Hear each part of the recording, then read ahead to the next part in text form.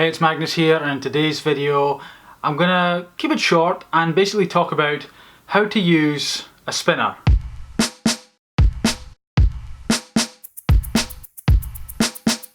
Very quickly, what is a spinner? Essentially it is sometimes plastic, sometimes metal.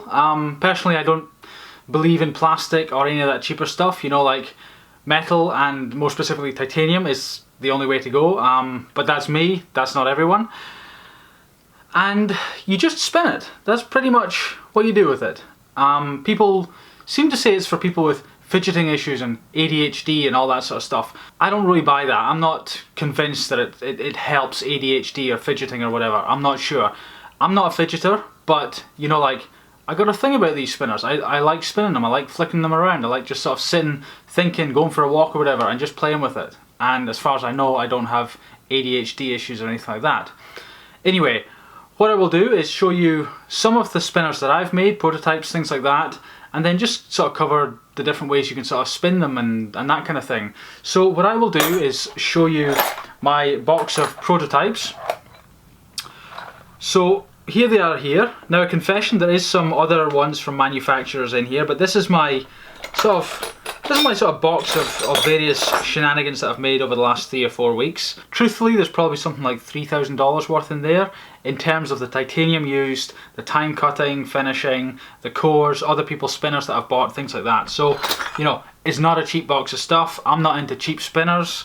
I don't think people should be. You know, I think if you're going to buy something, you should buy the best. While I'm at it, actually, if you look in the description below, there's a link to a pre-order page where you can sort of get signed up to my launch list for the spinner or spinners that I'll be launching very soon. On that list you'll get access to sort of behind the scenes stuff that I don't share with you on YouTube videos on my channel, so that's in the description below. Now what I'll do is I'll just show you a couple of spinners. There's mainly 2 types.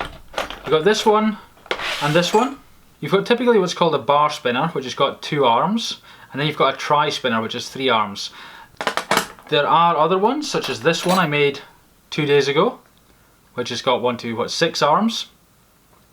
And, you know, we'll just cover how to spin it really. Like, when you've got, say, a tri spinner, let's get these out of the way. So a tri spinner, the most common way to hold a spinner is with your index finger and thumb. And with your middle finger there, you can do typically 2 things. Flick forward like that. So it's a flick forward, so you can see you're just sort of rotating, you get your thumb in there. And you can also rotate it backwards. But quite often, rather than rotating it backwards in the middle, ring finger, middle finger, and you can get, that's usually the fastest spin. So you can spin it like that, but the fastest, most powerful spin I've found is having a combination of 2 fingers down there and really kind of going for it. Now you can hold it with your middle finger and thumb, and you can do the same. So you can roll your index finger in there, and also you can use your index finger to flick it back. I don't do that very often, as you can see. So that's another way of doing it. Again, you can still hold with your middle finger and thumb, and you can flick with your ring finger like that. So you can flick it forward, flick it back. It's not that easy. I think most people's ring finger isn't that dexterous. One thing that I will often do, I've never seen many people doing it, is I will flick with the index, catch, and flick with the ring. So I will just go back, forward, back, forward, back, forward. Another way that's one of my favourites is to hold with your middle finger and thumb, but put your finger on the end. Now this spinner is a little bit big, so it's not that easy to do it with, but you can sort of flick like that. A better one is, tell you what, if we take in this spinner here, this is a better one to do it with. So, you know, you just flick, catch, and you just keep catching it with your index finger. Now truthfully, my spinners I design, or my prototype spinners I design to really sort of be able to do that. Loads of spinners, they're not very good for that. It's slidey at the end, that kind of thing, but the way I do them, I like that kind of flicking, sort of flicking with index finger, starting, stopping, starting, stopping.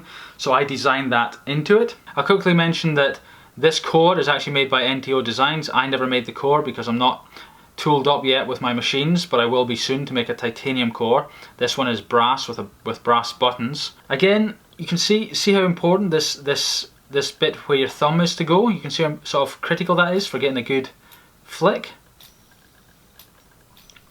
What I'm going to do now is lay out a bunch of different designs that I have made, designed and made should I say, over the last little while.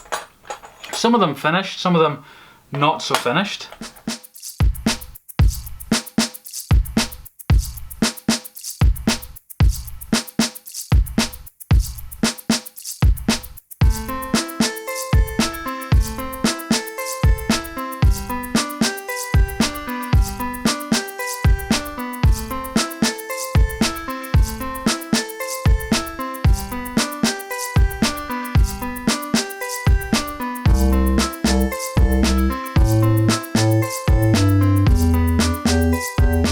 So as you can see, a whole load of different designs. I've been ultra busy. I've shown you how I designed and made pretty much every one on my YouTube channel over the last 4 weeks. They're all out of titanium, so check out my channel and all the videos on it if you want to see more sort of behind the scenes on how those were designed, made, and what each of them sort of spins like and that kind of thing. I will leave you with a quote as always. It is by Joseph Conrad, and he said, "It is the mark of an inexperienced man not to believe in luck."